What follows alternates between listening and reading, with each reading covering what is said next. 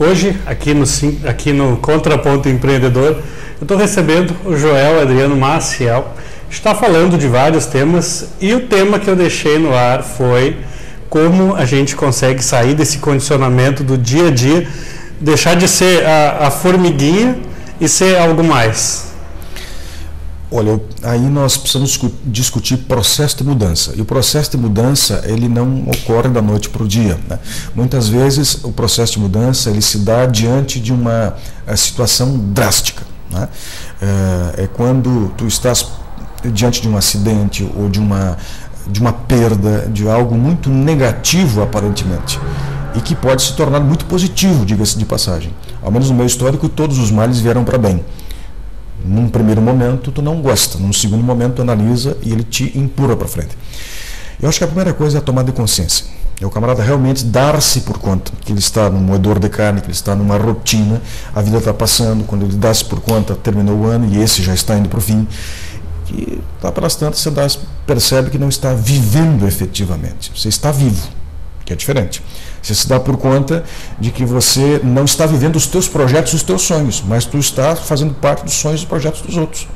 E aquela história, se tu não tiver um projeto para a tua vida, alguém vai ter, e tu vai fazer parte dela, né? E aí entra a necessidade e a carência que nós temos hoje também de lideranças. Se tu não sabe para onde vai, ninguém vai te seguir. Então também o processo de liderança. Mas a ruptura, a mudança em si, primeiro, a maioria das pessoas não está efetivamente um propósito de produzir mudanças. Por quê? Porque nós nos acomodamos. Nós entramos num negócio chamado zona de conforto. Todo ser humano se encaminha para a zona de conforto, seja na profissão, seja no casamento, seja na tomada de iniciativa, há um encaminhamento natural para isso. Quando nós não nos damos por conta, nós rotinizamos aquilo que até então era novidade e acaba perdendo o gosto, a graça, o entusiasmo. O casamento vira uma rotina, a relação vira uma rotina, o fim de semana. Eu conheço gente que estabeleceu um programa de qualidade total no final de semana. Domingo só é domingo, se tiver uma missa, um culto de manhã, um churrasco ao meio-dia, um futebol de tarde, e às 3h30, 4h ele despacha a sogra na rodoviária. E é o tipo de pessoa que tem aquela dificuldade para mudanças. Por que não fazer diferente? Por que tem que ter churrasco no meio-dia do domingo? Por que você tem que sempre ouvir as mesmas pessoas? É natural do ser humano que a gente se aproxime de pessoas que pensem parecido ou que tenha um maior número de afinidades conosco. É natural do ser humano. O problema é que quando nós somente convivemos com as mesmas pessoas de sempre, que pensam exatamente como a gente, nós não crescemos absolutamente nada, porque essas pessoas só reforçam as convicções que nós já temos, não nos desafiam. Como é que há avanço e crescimento? Pressão e desafio. Você romper com a zona de conforto. E tem uma máxima nos trabalhos que a gente faz que diz o seguinte: quem gosta efetivamente de mudança entre os seres humanos é criança com fralda molhada quando seca, porque enquanto estiver molhada, ainda assim ela não vai querer mudar. Então, naturalmente, nós não somos muito ávidos por mudanças, né? Exceto as novas gerações. É da natureza humana que, enquanto nós estamos na adolescência, na juventude, a gente tenha mais entusiasmo pelas mudanças, pelo que é novo. Inclusive, tem um fenômeno físico, químico, que ocorre no cérebro dos jovens, ali entre o início da fase da juventude, entre até os 22, 23 anos, especialmente depois dos 15, 16, aí depende um pouco de gênero para menino e para menina, ocorre um fenômeno químico no cérebro. Há um maior número de conexões neurais na região do cérebro que trabalha as correlações paternais, maternais, afetivas com a família. No passado, era a idade em que nós saíamos de casa e íamos para o mundo. Então, o camarada dava um jeito de arrumar um emprego, comprar casa, e tornava-se mais independente. E depois essas conexões retomam, para que tu resgate os teus laços, né? Hoje, esse fenômeno ele continua presente, só que pelas novas conjugações da sociedade, as pessoas não saem mais de casa, né? Elas continuam dentro das suas relações, elas continuam com o pai e a mãe, não se emancipa mais aos 18, mas hoje você vê camarada com 30 anos em casa, com 35, vendo o que vai fazer da vida, com 40. Esse é um fenômeno que agora eu lembro da Itália, né? E já foram feitas várias reportagens sobre isso, da mama italiana que abraça os filhos e os filhos ficam até com 40 anos vivendo ali dentro da casa. Exatamente, tem vários aspectos importantes a serem analisados aí. Esse fenômeno está acontecendo no Brasil, né? As pessoas estão saindo mais tarde de casa. Na época dos nossos pais, com 18 anos, o homem tinha que buscar o mundo, vire-se. Isso ainda é comum no Japão, é uma cultura deles. No Japão, o sujeito com 18 anos ele vai ao mundo. Aqui, com 18, ele vai ver o que fazer da vida, com 25 ele está embaixo da saia da mãe, com 30 a cama de solteiro vira a cama de casal, ele traz a namorada para dentro de casa. Vemos outra conjuntura. E esse fenômeno está sendo reforçado na classe média. Por quê? Porque o filho da classe média está estudando mais, ele vai para a graduação, se ele não tem trabalho, o pai banca, então ele está acomodado dentro de casa, ele só sai dali para a casa dele, ele só sai dali com pós-graduação, com mestrado muitas vezes, então ele aproveita esta condição para se qualificar mais e ele sai dali depois já para o seu espaço privado mais estruturado, ele não passa pelos desafios que os nossos pais passaram por questões culturais.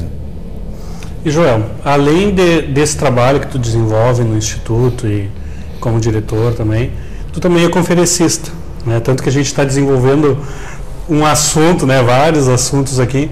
E nas tuas palestras, quais são os temas principais? São vários os assuntos que nos é demandado, né? Mas entre os assuntos que mais nos chamam é motivação para funcionários, servidores, colaboradores, professores. E evidentemente sabemos, eu faço palestra de motivação há 15 anos, mas a gente sabe que o impacto de um trabalho de motivação ele é de curto prazo. Ele vai durar talvez algumas semanas, não mais do que isso. Então, o que nós trabalhamos em termos de motivação é a motivação do ponto de vista científico. É aquela em que tu trabalha a motivação intrínseca e não a extrínseca apenas. Porque na essência toda motivação ela é de dentro para fora e não de fora para dentro. Aquilo que as pessoas chamam naturalmente de motivação, na verdade são estímulos. Tu estimula, mas tu vai despertar a motivação se efetivamente aquele elemento, de fato, estiver alinhado com a motivação individual do sujeito. O que possivelmente seja elemento de motivação para ti e para mim, talvez não necessariamente sejam elementos que vão motivar os nossos pais, os nossos avós ou o teu vizinho. Por quê? Porque cada ser humano tem as suas peculiaridades, as suas perspectivas, os seus sonhos, os seus objetivos. Então a motivação é muito particular. Então o que nós tratamos na motivação, nas temáticas e palestras que nos são demandadas, a gente faz uma abordagem científica do assunto. Então a gente traz um conjunto de estudos, de pesquisas, tanto que o próprio Instituto desenvolveu, quanto de outras organizações, inclusive universidades, para compartilhar com as pessoas. E essas tuas palestras, elas são direcionadas já para empresas, grupo fechado ou palestras abertas? Nós fizemos palestras abertas, fechadas, voltadas para chefias e gerências, para funcionários como um todo, servidores públicos, que é um público que costumeiramente nos demanda bastante trabalho, então tem várias possibilidades. E hoje quais são os teus clientes nas palestras? Muitas prefeituras e o magistério nos demanda bastante. Por quê? Porque o Estado ele tem um programa de estímulo para a capacitação permanente, tanto dos professores, a exemplo também dos municípios. Então nós temos muitos municípios que nos contratam para trabalhar com os professores. E aí, claro, não é só a motivação, tem outras demandas também que a gente trabalha. Uma média, assim, quantas pessoas já participaram das tuas palestras? Até a presente data, incluindo as presenciais e a distância que nós também fizemos, nós estamos com 120 mil pessoas. É um número bem considerável. E também o Joel recebeu um prêmio VIP Brasil Palestrante do Ano. Como é que foi esse prêmio? Como é que foi escolhido? Foi uma pesquisa que foi feita por um instituto de Porto Alegre, que fez um levantamento com organizações empresariais que tinham vários palestrantes, que, especialmente no Rio Grande do Sul, que trabalhavam com capacitações, e eu acabei sendo agraciado. E Joel, a gente falou já de vários assuntos dentro da tua formação, né, que eu também levo esse mesmo teu pensamento. A gente está sempre em formação, e outro pensamento que tu tem, que é meu também, é de fazer diferente, é da mudança. E o que tu daria de dica para quem está nos assistindo? Tem muitos empreendedores de várias áreas. O que tu daria de dica assim, para eles realizarem essa mudança que pode ser positiva para o seu negócio? Olha, primeira coisa, ouça o seu cliente. Muitos empresários acabaram também se acomodando atrás da sua mesa confortável, da sua cadeira, seu chimarrãozinho, seu café, e não estão ouvindo o cliente. trate bem, não só bem, trate como efetivamente merecem ser tratados os seus colaboradores, porque eles são o teu negócio enquanto estão atendendo as pessoas. Enquanto elas falam em nome do teu negócio, elas são o teu negócio. Então tem que tratar bem, tem que reconhecer. Pesquisas nossas e de outras organizações mostram que um dos elementos mais importantes para tu manter uma equipe motivada é clima organizacional. Ninguém mais tolera viver num serpentário, muito menos trabalhar num lugar em que um quer puxar o tapete do outro e que a competição interna é maior do que a externa. Ainda temos organizações em que as pessoas acham que o adversário está dentro de casa, que o concorrente é o colega do lado. Isso é de 1950. Ainda temos organizações com essa mentalidade. Então, fundamental, ouvir o cliente, tratar bem aqueles teus clientes internos, os teus parceiros de negócio que falam em nome da tua empresa e, sobretudo, valorizar essas pessoas promovendo ações ou até mesmo palavras de reconhecimento. O que se percebe nas pesquisas que fazemos de clima organizacional é que os funcionários eles reclamam muito o seguinte: eles são um número. Dado estatístico, é mais um, entrou, saiu, demitiu. Eles não se sentem reconhecidos pelo trabalho, pelo empenho, pelo desempenho. O líder do negócio tem que estimular a equipe e a organização. Nenhuma organização ou empresa consegue ser maior do que é o seu líder. Se tu pegar uma equipe mediana, entregar para um gestor, para um gerente, para um líder qualificado, elevado, essa equipe mediana vai à excelência. Se tu pegar uma equipe de excelência, entregar para um líder mediana, essa equipe vai à bancarrota, ela vai tornar-se mediana. Então a importância da liderança no processo é valiosa. Então o clima organizacional é importante. Reconhecer, estimular, criar um espírito de família nesta organização para que as pessoas se sintam bem. Eu vejo hoje no mercado que não são os desempregados que estão procurando emprego apenas, são os empregados que estão procurando emprego, porque vivemos o fenômeno do pleno emprego. Eu fui delegado regional do trabalho em Santa Cruz em 95.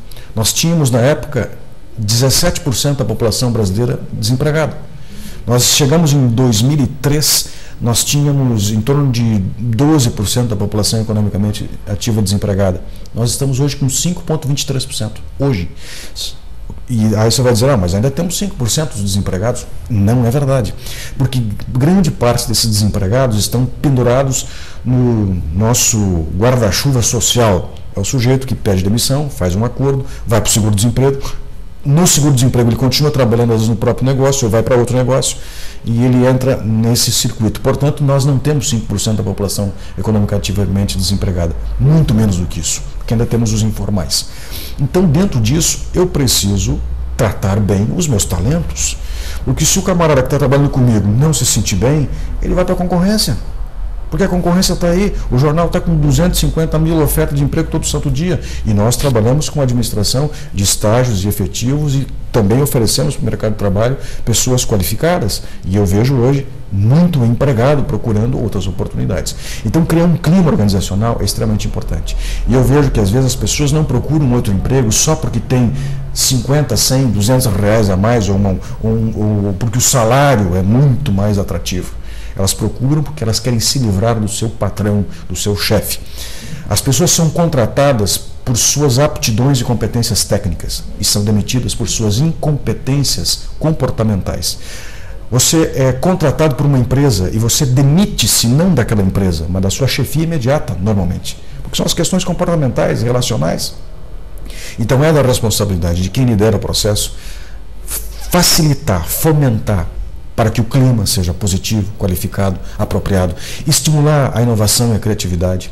Ninguém quer passar a vida inteira fazendo sempre a mesma coisa do mesmo jeito. Agora que estamos aí com o advento da vinda do Papa para o Brasil, nenhum padre tem saco para rezar a mesma missa do mesmo jeito sempre, ele também faz as suas invenções. Por que nós temos que cumprir certos rituais o tempo inteiro? A não ser que você seja piloto de avião, evidentemente, né? Você tem um trabalho de segurança. Mas se for comércio, que é a grande demanda aqui de Canoas e região, se for atividades que a gente possa inovar, criar, fazer diferente, por que eu tenho que fazer igual?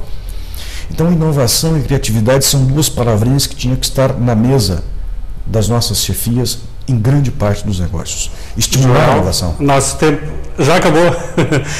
Eu quero te convidar para voltar aqui, a gente pontuar mais outros assuntos, porque o conteúdo foi bastante interessante.